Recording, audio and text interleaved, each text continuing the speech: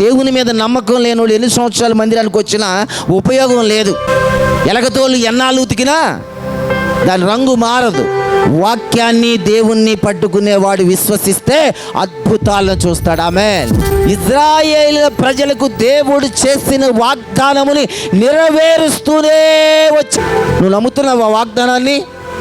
నీ గుండెల మీద చెయ్యేసుకుని ఒక్కసారి నేను పరీక్షించుకో. నాకు ఇచ్చిన వాగ్దానాన్ని నేను నమ్ముచున్నా. ఎంతమంది నమ్ముతున్నారు? వాగ్దానం చేయొద్దండి. దేవుడిచ్చిన వాగ్దానాన్ని ఎంతమంది నమ్ముతున్నారు? నా పక్షమున, నా జీవితములో, నా బ్రతుకుల్లో నా దేవుడు నెరవేరుస్తాడు. అంత రోషంగా నువ్వు చెప్పగలుగుతున్నావా? అంత రోషంగా నువ్వు మాట్లాడగలిగితే నువ్వు సాతాను నీడలో లేనట్టు, దేవుని నీడలో ఉన్నట్టు. ఆమేన్. నజరేయుడైన క్రీస్తు నీడలో ఉన్నవాడు, నజరేయుడైన క్రీస్తు మార్గంలో నడిచేవాడు వాగ్దానాన్ని స్వతంత్రించుకొని వాగ్దానానుసారమైన జీవితాన్ని జీవిస్తాడు.